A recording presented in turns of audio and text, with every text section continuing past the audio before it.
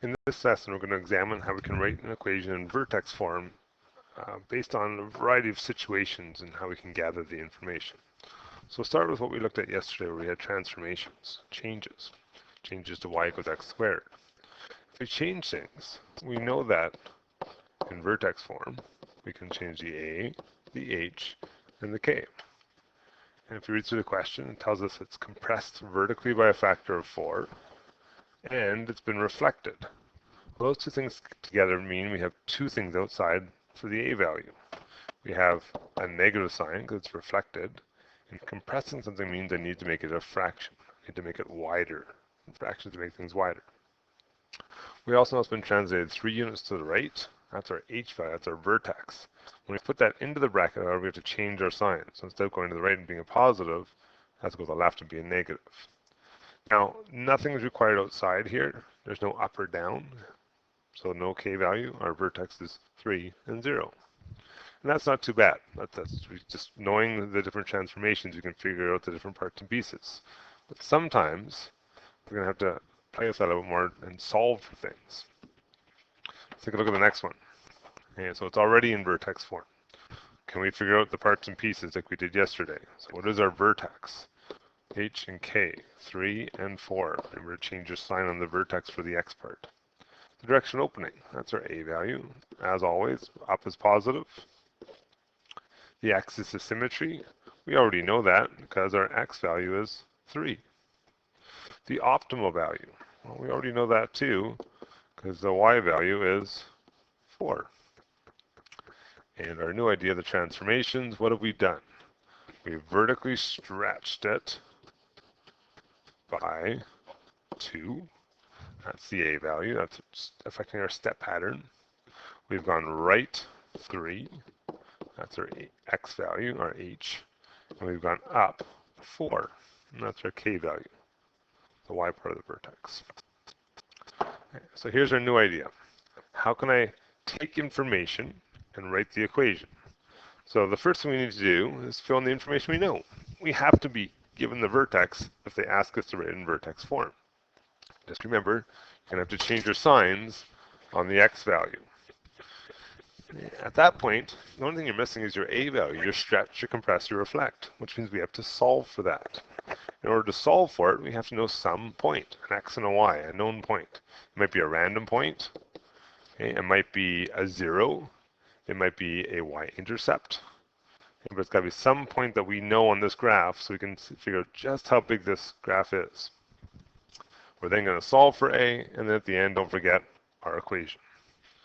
So let's give one of these a try. So we want vertex form, which looks like this. So step 1, we're going to fill in the vertex that we know. And they tell us in this question that the vertex is negative 3 and 5. When I put the 3 in, I have to change my sign, however. And they also tell us it goes to the point negative 2 and 2. There's my x and my y. So y is 2, x is negative 2. Notice we didn't change signs here. It's not a vertex, it's not a 0. Those are the only things we change signs on. And now we're going to solve this. To solve this, first thing I'm going to do is I'm going to bring the 5 over to the left, put the numbers together. This is all attached, so I can't separate that, but the 5 I can bring over. Inside the bracket, negative 2 plus 3 is 1 squared. So I'll get negative 3 on the left. 1 squared is just 1, or in other words, a times 1 is a, and a is negative 3. So my equation, there's my stretch factor, it's been reflected and stretched.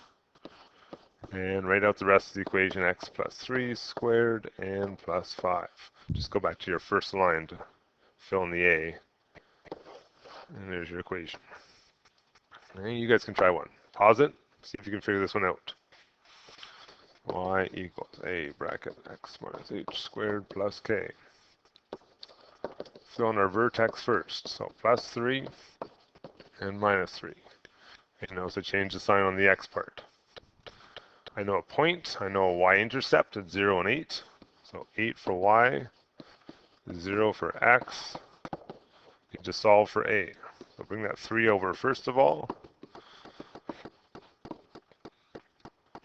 Okay, 8 plus 3 makes 11. 3 squared is 9, so this is 9a. Remember, this is multiplying right here. So a is 11 over 9. And that's not a very nice number, but who cares? That's my stretch factor. That's all it's telling me. It's telling me that this thing has been vertically stretched. And I write down my answer. Okay, the fact that we get a messy a is not a big deal. We're not using it for anything. We're not solving it for anything. We're just saying, what is a? All right, let's try a little application. A ball thrown from the top of a playground jungle gym, which is 1.5 meters high. Okay, so I need a playground. Let's pretend that's my playground. It's 1.5 meters high. The ball reached a maximum height of 4.2 meters when it was 3 meters from where it was thrown. So it goes up, comes back down. Okay, maximum height of 4.2 meters when it was 3 meters from where it was thrown. So that's a point. Jill, who's 1.4 meters tall, is standing 7 meters from the ball where the ball is thrown. Did she get hit? So Jill is over here somewhere. Let's say she's standing right here. And we know that she is, so what's that, 7 meters away. So this is 7 meters. And we know that she is 1.4 meters tall.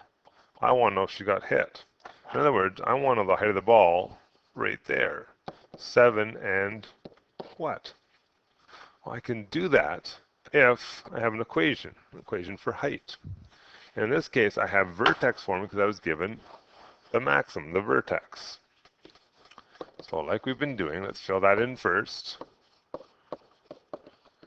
And I need a point, a known point. Now the tricky one about this is they told us how high the jungle gym was. Well, that's kind of like the y-intercept, right? 0 and 1.5, the initial value, the starting point.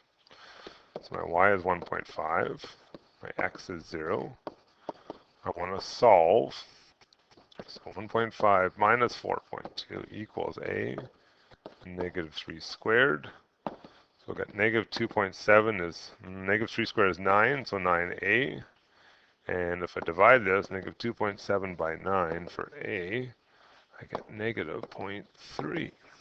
Okay, negative, that makes sense because I have a downward facing parabola. So I could say, here's my equation, that the height at any time is represented by the equation negative 0.3 x minus 3 squared plus 4.2. So this would be my height at any time, or any distance, I should say. That's my distance. So this is height, and this is distance from where it was thrown. Okay, what do I want to know? I want to know if Jill gets hit. And Jill is 7 meters away. So let's figure out the height when you're 7 meters from the beginning. 7 minus 3 squared plus 4.2. What are we going to get here? Bed mass says exponents first. And then I'm going to do my multiplying next. Or sorry, my exponents next. Then my multiplying. It's negative 4.8. So what does this tell me? Negative 0.6. Huh. Theoretically, based on this model, at 7 meters, the ball is down here, which means it went up and down. Well, what's going to happen? It's not going to hit her. It didn't even make it to her.